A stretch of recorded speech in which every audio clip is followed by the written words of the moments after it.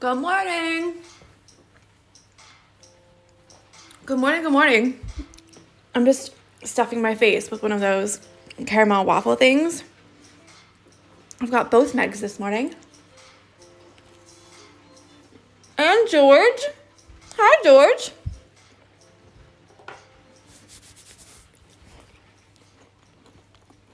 Oh, that's nice.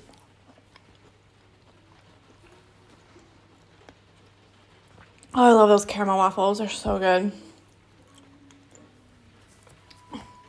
I had half of one this morning. And to be honest, I thought I ate it all. And I just saw it like poking out from under some threads because I was going through some threads to see what I needed to add. So it's the second to last day. Tomorrow we're not actually doing much stitching. I'm just going to show you how to finish the back up. So today we're aiming to get everything finished that you haven't done yet. Today's also the day where we're going to do some filler stitches. So like I said, here's like a little gap. And maybe put some leaves on some things that I don't have leaves on. And maybe filler up a little bit around here since if she were a real person, I think her nips might be showing, poking out through there. So we'll get her a little bit more covered up, modest. So all I've done here is just drawn a couple little filler stitches. So what you can do is either take a screenshot of this or you can draw them on a paper or whatever you see fit. So here we have the detached chain stitch, and then here we have like a set of 3. So if you've got like an area like this, or maybe you want to do like one coming out this way and then a little one on each side, then you could do that.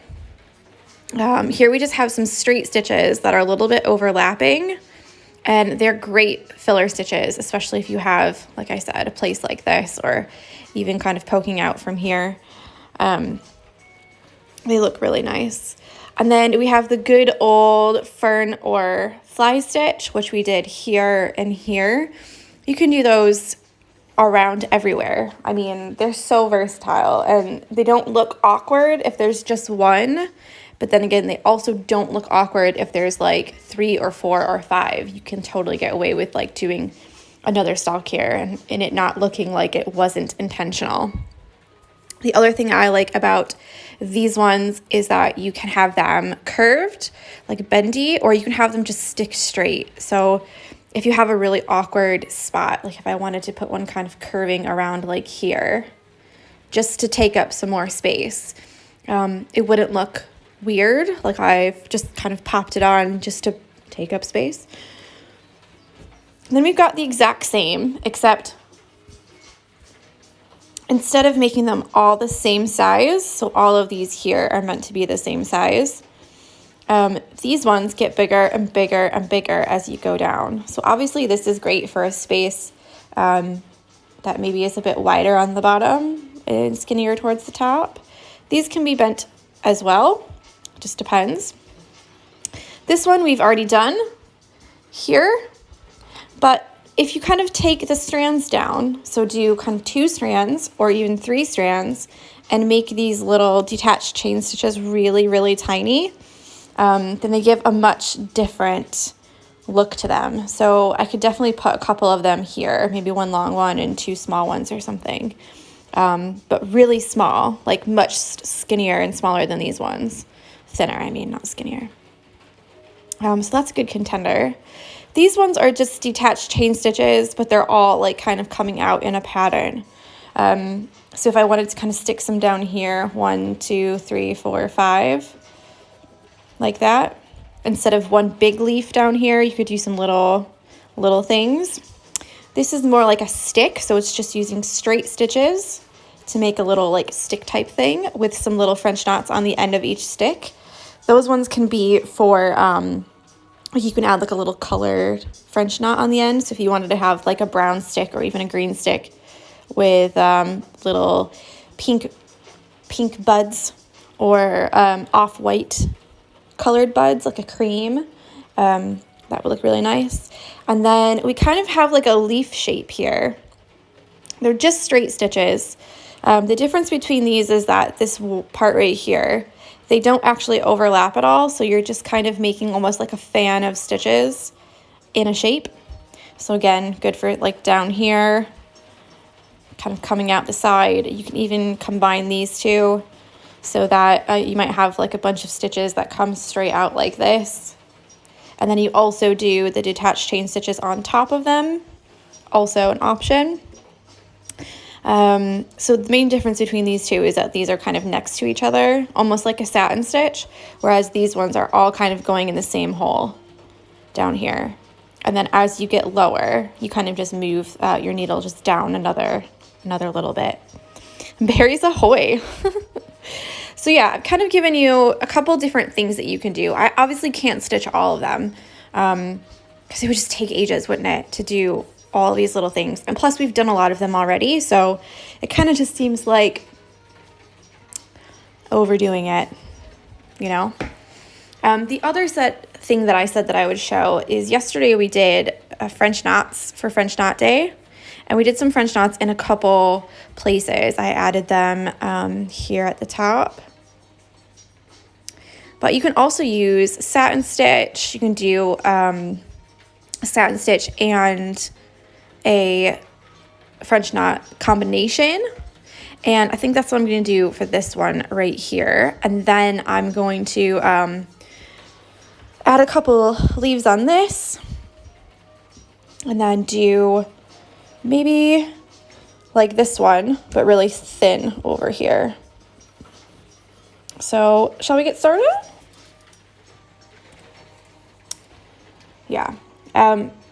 Just really quickly before I start, the other thing to kind of think about, I'm gonna take it out to show you, is people have been saying, how do I know if it's full enough, or how do I know if it's done, or how do I choose, because I just want to keep adding things. So my biggest suggestion or tip is to kind of have a look at the whole thing just by itself, and then see if you've got about the same amount of fabric all the way around. Obviously the bottom will have a little bit more. I don't know if you knew this, but when you frame an art piece and you do a mat for it, you're supposed to cut the mat on the bottom to be more space than the sides and the top. So if you've got 2 inches, 2 inches, 2 inches, when you frame an art piece, the bottom should have like 2.5. So just a little tip. So yeah, so if you've got a bit on the bottom, then that's all right. You might want to add a little, couple things coming down, but you don't have to add so much, But the main thing is to kind of have a look around the outside edge and see if you need anything, like if there's any really big gaps. So like for me, I could put something really skinny right here just to kind of poke up and keep that same, you don't have to measure, but like that same amount of space all the way around, because you want it to be kind of centered in your hoop. And then the second thing is any flowers that are really spaced out or there's a gap. So obviously here, and then I've said before, down here, there's like a lot of space. They kind of look like they're floating like out in nowhere. So it would help to put some more things there so that, it would help to like ground it a little bit more. So I'll stop chatting and get started. Just 10 minutes of chat. Feel free to fast forward this when you're watching on YouTube. Okay, so I think I'm gonna do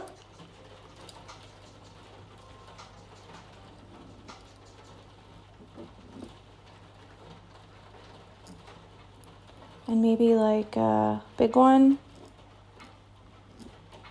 and maybe even like a small one there. And these are gonna be really tiny. I obviously won't finish them all today.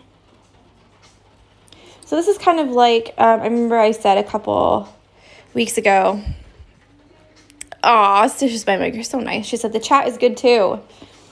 A couple weeks ago I said this is kind of where you need to start picking and like making your own decisions. So there's no real set pattern for this. This is kind of what you feel that you need to do. Yeah. So I'm not going to say you definitely should add one of these. You definitely should add one of these. And don't be messaging me later saying, oh, I just don't know what to add here. Go with your gut. Choose stitches that you know that you like. Okay, so I've got that drawn in. And I think I'm just going to add some little straight lines onto this one because he looks really bare. This one right here. The lavender. Can you guys hear that rain? Jessie didn't get to go out today, and so she's like, this is crap.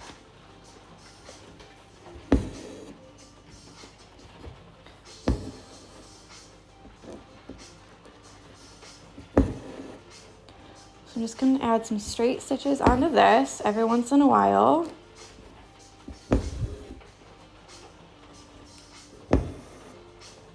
Also, I want to say a huge thank you to everyone who messaged about the chat yesterday.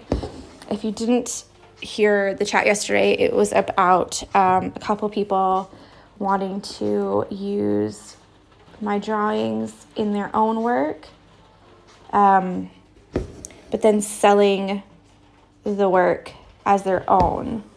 So there was a bit of a dilemma because if you're going to be selling your work, it needs to be your own work. Yeah. But I got a lot of really, really, really nice messages yesterday from people. Some people saying that they too have had their work stolen or copied, or their drawings copied, and it's not a good feeling. And just kind of thank you for chatting about it. So I just want to say thank you for all of like the really like lovely messages, and like it just means a lot, guys. I think I'm just emotional. It's like the second to last day of the stitch along, and I'm so proud of everyone. I wish I could give everyone a hug. I'm not gonna lie. So I'm just adding some little leaves on this one. I might do these ones over here a bit later because one, you already know how. It's exactly the same as this. I'm just going to make them way smaller. So even like 2 strands. And yeah, I'm just going to keep making the little leaves really tiny and really close together. So nothing like super exciting or like new. I will do some of those other new ones that I haven't done before. Like that one maybe, or that one. We'll see. We'll see. I set myself a limit of like a good 30 minutes because I feel like if it's too long, then I'm just adding and adding and adding. So have a think about what you like really need to add and then add that, you know? Don't just add a bunch of like stuff just because, I almost cursed just then, just because you think, oh, I have to add something. Give it a go if you want to. If you don't need a place to add anything, then you don't need a place to add anything, you know? But with doing a pattern like this one, where we didn't do it all in the beginning, we didn't draw it all out first, it does make it a little bit difficult because you don't know where to put the flowers, you don't know how big to make them. So that was a really big gamble with this one. But they've all turned out so good. Like, so good. I'm so proud of everyone. And so many people have done this free stitch along and they've never stitched before, ever. It's just incredible. So I need to stop it or I'm literally going to start crying. Like, just thank you guys. Like, you've been so lovely from yesterday with all your messages of like, you know, support and blah, blah, blah, blah. And then like going through the hashtag last night, I was like, I'm gonna be so sad when this ends. Oh my gosh. Everyone's done so good. Okay, so that's enough for that. I feel like it's given it a little oomph, you know, because it was such a straight line. Let me get rid of this color. I should just cut them and then tie them later. But man, sometimes they get into such a big mess. So let's see what we should do here. I feel like this one,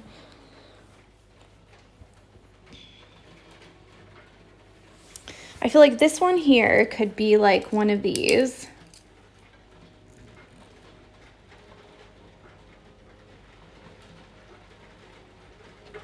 And then maybe have some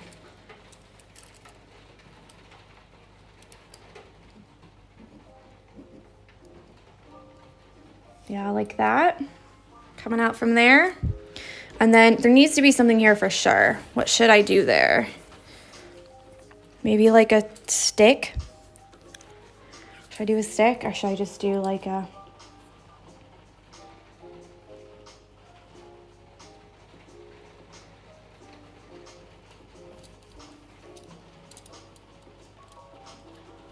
I feel like it should come out of here.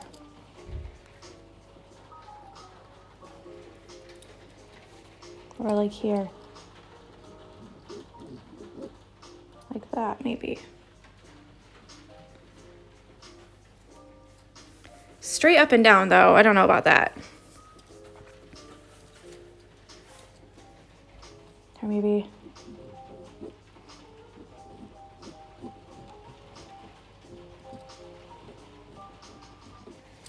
We'll see. We'll see what I make. Ooh, Jamie T says, trying to work on an Excel sheet and watch us at the same time is not a good idea. It's looking so pretty. Not my Excel sheet. I don't blame you because those take so much concentration. It's not even funny. Like, well done for even trying to like do them at the same time because there's no way I'd be able to. No way.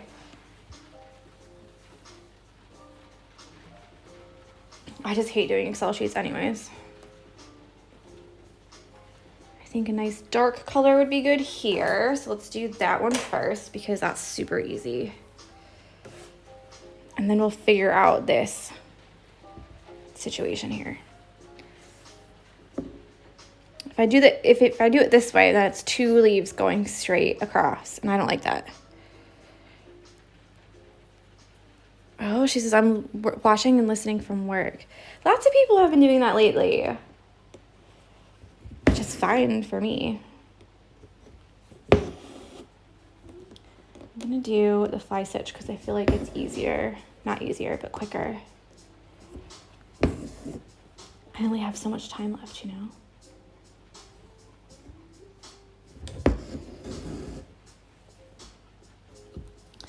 The only real thing that you have to watch out for, other than like where to put all this stuff, is also kind of picking colors that aren't too similar to the colors around it. So if you saw earlier, I picked up this one, and even though that's like exactly the same color as that, and it would look good with these, you can't put them next to each other because I already have one there. Actually, I think I picked a different one to be fair, but yeah, have a look at what you already have around you as far as color-wise, and then you can better pick what color needs to go there. Because you really don't want to have 2 big leaves like with the same color right next to each other. They're just going to get lost in each other unless you do like an outline for each one. Stitches by Meg says, I can only do the February stitch along because it aligns with after dinner and bedtime. Nice.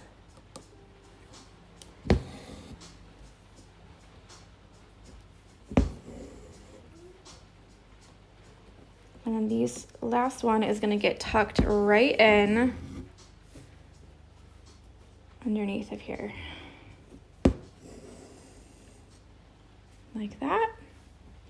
And let's see if we can do one more One more little guy. I might regret this, but that's okay.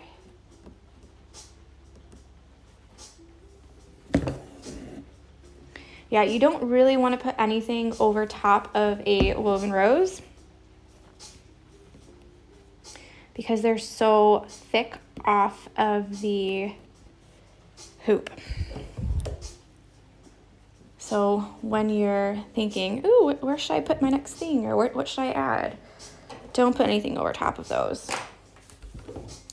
Okay, let's get a new green. I'm going through these. Look at this one.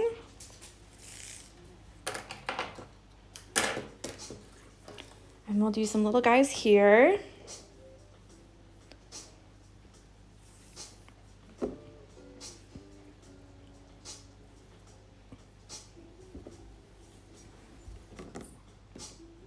And these are just gonna poke out like this. I feel like if this one has something, then this one should have something too. And for all of these, I'm just using all 6 strands because one, it's easier. 2, they're just really little details. So I don't really have to think about like, ooh, does it need to be this thick, or how's that gonna look? They're just extra little things that I'm adding. So I'm not really concerned with like how many strands or how many wraps around or anything like that. Just do what looks good to you. You know, what I pick maybe isn't what you pick, and that's all right. Don't ever feel like,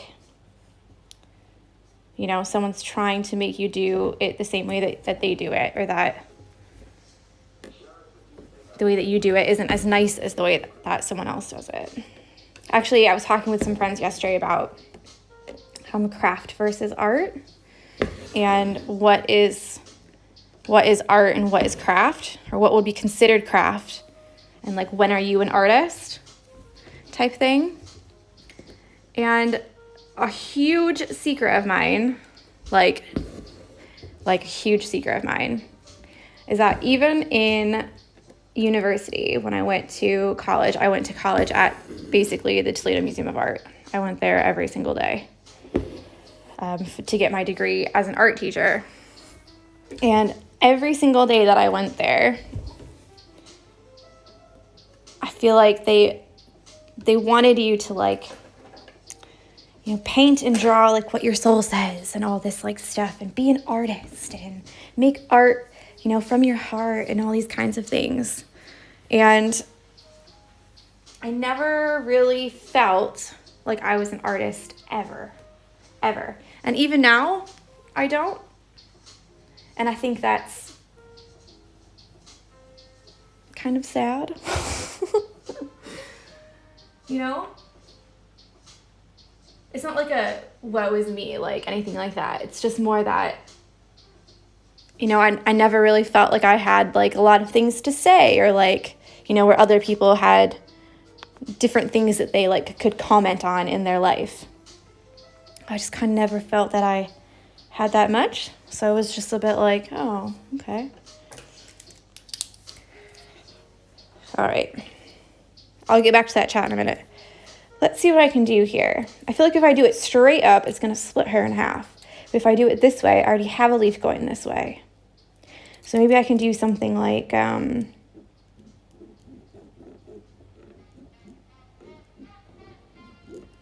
one of these.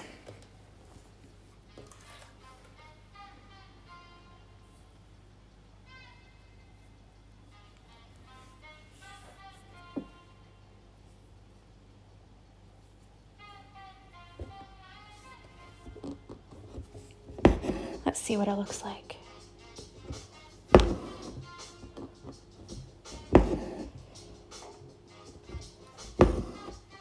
Yeah, so we were kind of just talking about like what different art is, and like how people, like what would you class as an artist. And I know that like when I went to school, we had like a definition.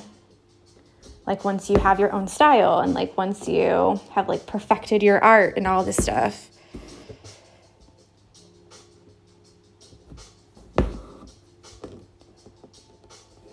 Mike says, I never realized how boring winding thread can be. Oh, yeah. I always do it at night when I'm like watching TV or something. I try to do it after I use a new color. So like all of the anchor threads that I have now, over half of them are now wound because after I used it, I would do it.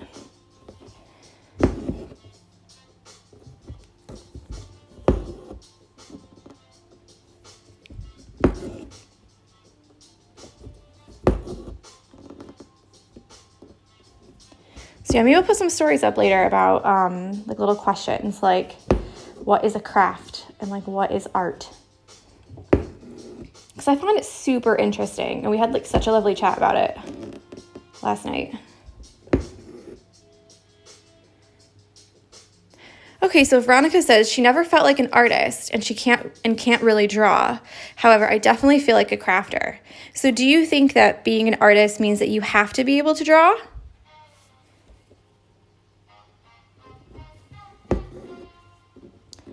Because like arguably people would say like Jackson Pollock, who does all of the like splatter painting, he doesn't do any drawing, but you would say that he's definitely an artist.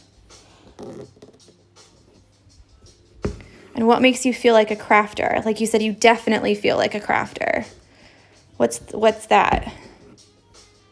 And like this is totally just like I'm not trying to like attack anyone or ask anyone, like, you know, I'm just literally just opening the conversation because there's no real definition of like what is an artist, but I know that socially there definitely is. Oh, JBT says, I don't know anything about the definition of art or being an artist, but I think it's a shame you never considered yourself an artist because I'd say you were an artist and a crafter. I think everyone has their own definitions, and I guess it's how you see yourself maybe. So you'd say I'm an artist and a crafter. Huh. So what's the difference between an artist and a crafter? I'm so interested in this because like we all had our own, like in our chat, like in our, just a bunch of friends in a chat room.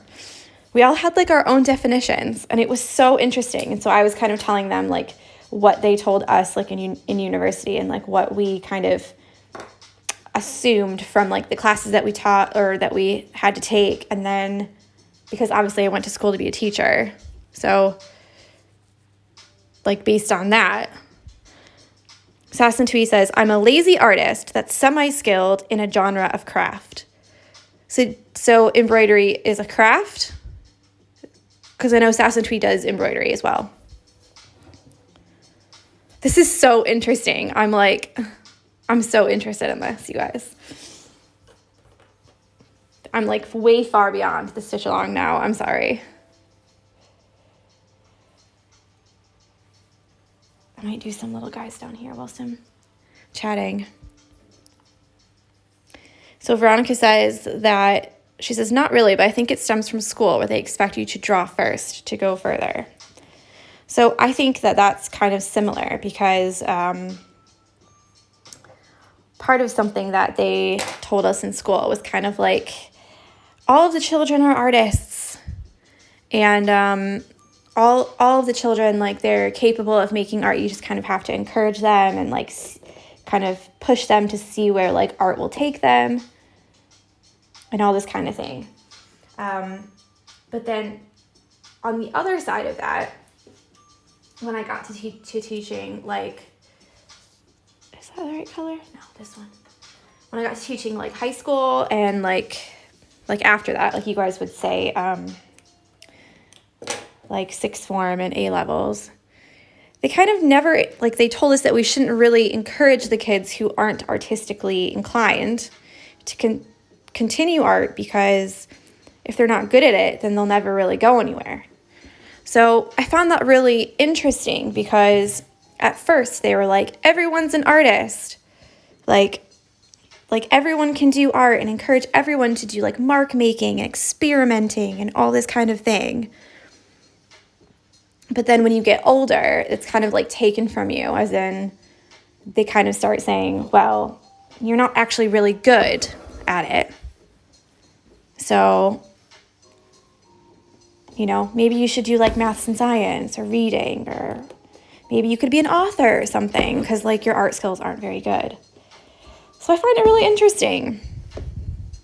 Lots of chat about this today. Let me just scroll back really quickly. So Stitches by Meg says, I never thought I was artistic until I found embroidery as a medium. I feel like you craft something physical, but you create art. I don't know how I define myself though. Okay. That's so interesting. So like the thing, like you're crafting, like you're by making the stitches, like you'd say that's like a craft, but then what you make in the end is art. Jamie T says, again, this is coming from having no knowledge at all. You do have knowledge, honey, okay? But I'd say embroidery is a craft and you're creating art with that and you create all these designs and drawings yourself.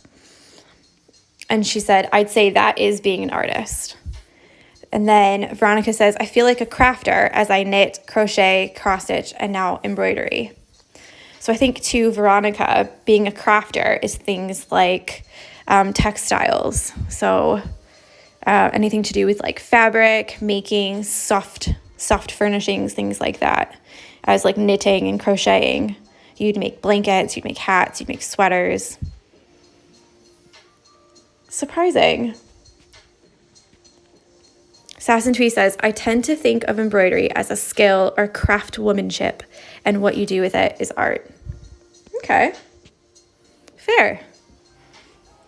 Yeah, we had a little discussion also about how a lot of the things that are considered craft are like a women's work type situation where men wouldn't do them. So like kind of if a man were to take up embroidery, would that still be a craft, or would that all of a sudden make it an art because he's doing it? Which I'm getting a bit, political here. But then we also had a little chat about I just had an idea and now I completely lost it.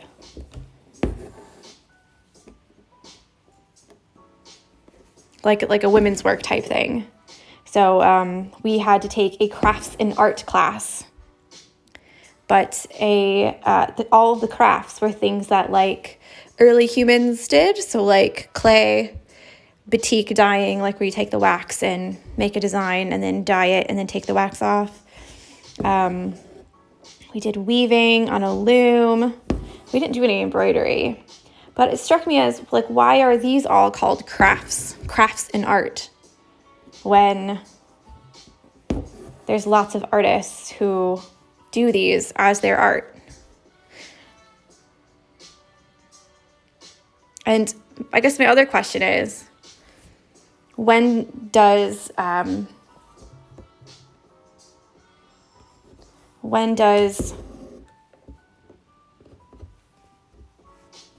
what is that?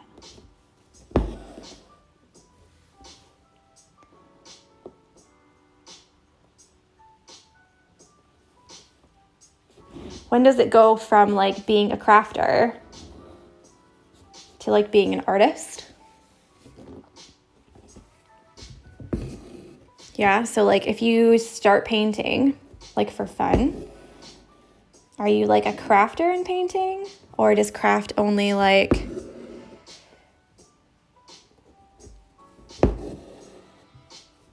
is that just a hobby then?